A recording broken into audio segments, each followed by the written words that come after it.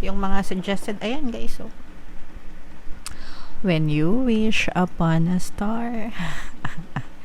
So, di ba ang sabi dito guys, mag-focus lang kayo guys sa mga pangarap nyo. So, yan yung suggested approach.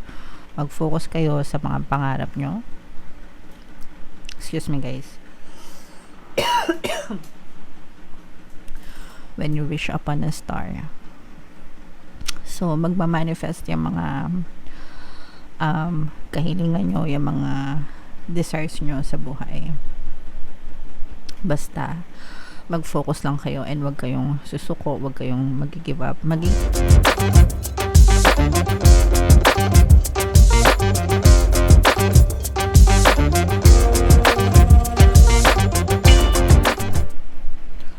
Hello guys, hello Sagittarius, welcome back to Pinoy Bixie Tarot. Ang pamagat ng episode natin for tonight is story mo ba to? Ito isang timeless reading mga kapiksi para sa Sagittarius, Sun, Moon, Rising, Sign, and Venus. So sa reading na to guys, titingnan natin where you are right now, mga potential and challenges nyo, what you need to focus on, your past, present, and future energy guys, mga suggested approach, and yung potential future ng story nyo. So shuffle ko yung cards guys, hanapin ko yung energy na Sagittarius.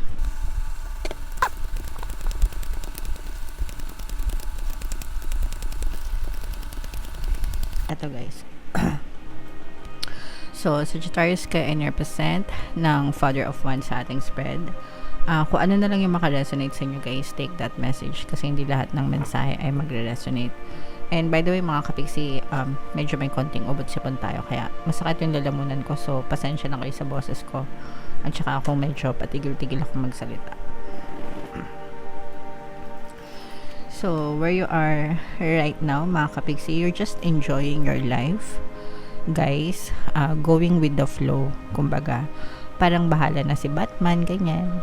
So, you're not forcing things to happen in your life.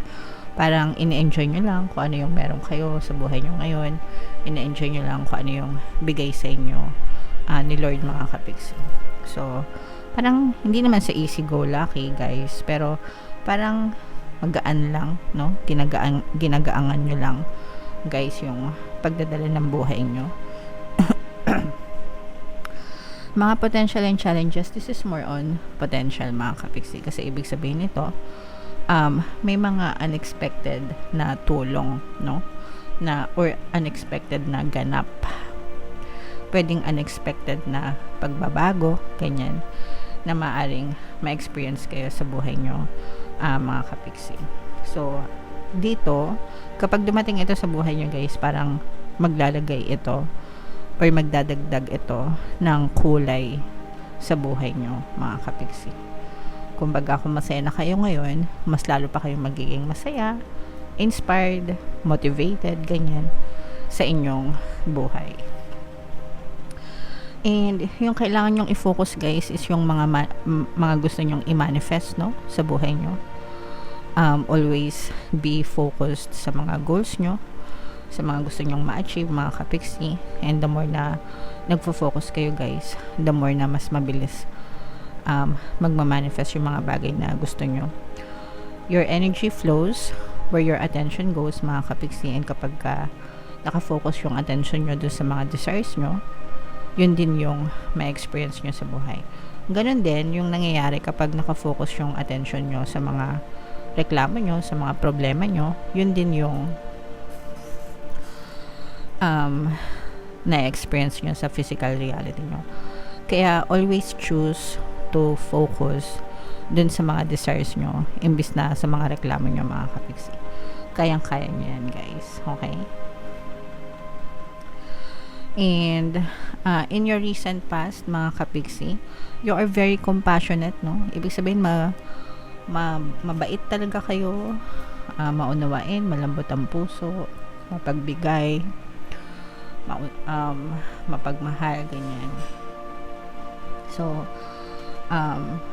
naturally, meron kayong kabutihan ng kalooban, mga kapiksi. Pwedeng na-influence din kayo ng ibang tao, kaya ganyan kayo.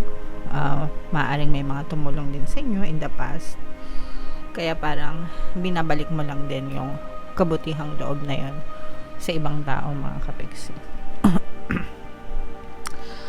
And yung greatest strength nyo, guys, is yung marunong kayong makinig sa inyong emosyon. Binavalue nyo yung nararamdaman nyo. Binavalue nyo yung pagkatao nyo. Hindi nyo hinahayaan na apakapakan kayo. Hindi nyo hinahayaan na maabuso kayo ng ibang tao, mga kapiksi.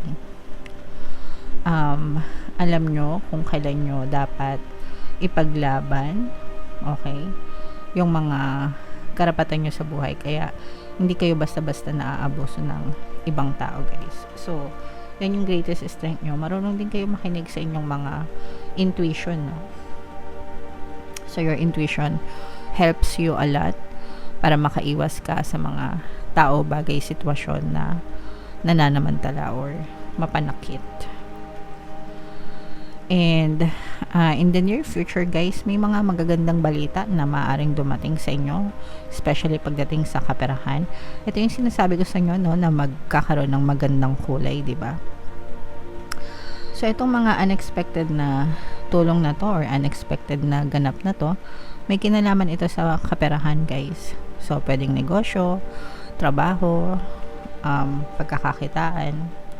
And sabi ko nga sa inyo, guys, magdadala ito ng magandang kulay sa buhay mo. Okay? So, excuse me.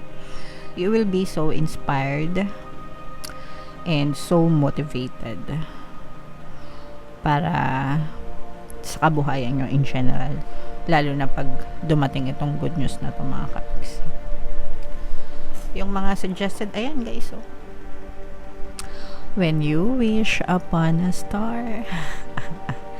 So, di ba ang sabi dito, guys, mag-focus lang kayo, guys, sa mga pangarap nyo. So, yan yung suggested approach.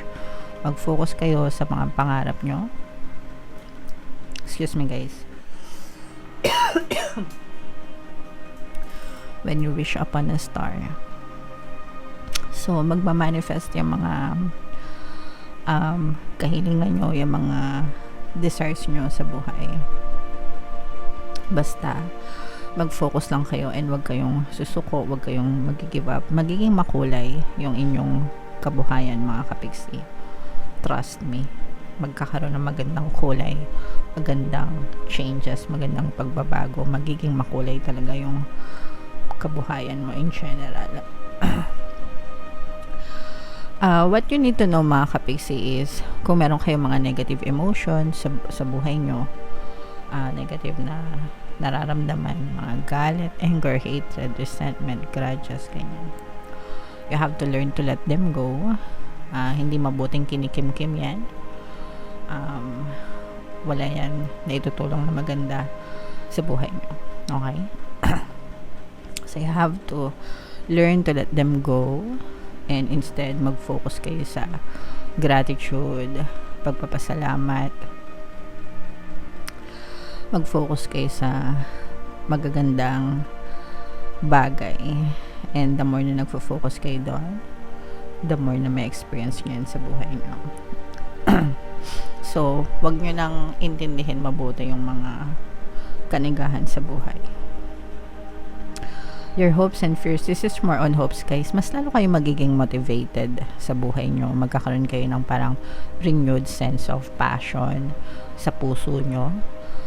Yung mainit na damdamin para maging masipag kayo, masikap kayo sa buhay. Ganyan. So, tuloy-tuloy nyo lang yan, mga kapiksi. And in the future, guys, this is an earth sign energy, Capricorn, Taurus, Virgo. So for some of you, in the future, guys, parang sabi ko nga, no, magiging makulay yung mararating nyo pagdating sa kaperahan. But matututo rin kayo when it comes to money. Parang matututo kayo mag-budget, matututo kayo mag-handle ng pera, matututo kayo about finances. And most importantly, matututo rin kayo kung paano magpakumbaba, mga kapiksi. Despite ng mga success and tagumpay nyo sa buhay, excuse me, you should remain humble at all times. Practice nyo yung humility. Yung mga mapagkumbabang tao, guys, mas lalo yung inaangat ng nasa taas. Okay? So, be humble always, mga kapiksi. So, eto guys, sorry. I-mind nyo na itong mga manifestation, mga dreams coming true, itong makulay na buhay, mga kapiksi, mga good news yan. I-mind nyo na yan sa comment section. Yan yung mga positive energy na nakita natin for you. So, bunot tayo ng isang card pa dito, guys, para sa inyong additional message. Shuffle ko lang to. Habang sinashuffle ko to, guys, panoorin nyo muna yung video natin regarding sa ating paano mag-manifest ng abundance video course. Kapiksi, sawa ka na ba sa mga struggles at hirap sa buhay mo? Masipag ka ba at masikap sa buhay ngunit hindi ka pa rin umaasenso? Ilang beses ka na bang nag-attempt magnegosyo at mag-invest pero palagi ka pa rin nalulugi? Sa pagkakataon na ito ay maaaring may subconscious beliefs ka na nagiging balakid sa iyong pag-unlad at pagyaman. Introducing, paano mag-manifest ng abundance video course. Dito ay matututunan mong ma-overcome ang mga balakid mo para tuluyan ka ng umunlad, umasenso, sumagana, maging matagumpay, successful at maswerte sa iyong kabuhayan, pera, trabaho, negosyo sa lapi at kaperahan ng bonggang-bongga. Dali, mag-send na ng email sa pinoypixitaro@gmail.com at simulan na ang iyong pagyaman ngayon. Alright, so sa lahat ng gusto mag-avail ng course, guys, naka-flash sa screen nyo. Una, meron tayong paano mag-manifest ng abundance video course. Meron din tayong paano mawala ang third party at magkaroon ng harmonious na relationship. And meron din tayong paano pabalikin si ex, revise breakup. So sa mga interesado, mag-send lang kayo, guys, ng email sa pinoypixitaro@gmail.com. So, Sagittarius, guys, ito yung additional message para sa inyo. This is gentleness. Be gentle with yourself. Be gentle with your heart. Don't be too hard on yourself, mga kapiksi, and always learn to love yourself, value yourself, respect yourself, mga kapiksi. Bukod sa ibang tao, ikaw yung number one na dapat nagbibigay ng pagmamahal sa sarili mo, paggalang at respeto. Okay? Bago mo hanapin yan sa ibang tao, dapat ikaw muna yan yung nagbibigay sa sarili mo, and you will also get the same amount of love and respect from other people, mga kapiksi. Okay? Alright. So, self-love, guys. So, comment down below if feeling nyo naka-resonate kayo sa mga messages for you, guys, yung mga magaganda dito. I-mind nyo na sa comment section. For more tarot reading, Sagittarius, ito yung playlist nyo. Ito naman yung ating success stories ng paano mag-manifest ng abundance video course. Click here to subscribe, guys. Ito yung ating mga pampaswerte subliminals. Thank you for liking, sharing, and subscribing. See you again next time. I love you all, mga kapiksi. Have a nice day. Bye-bye.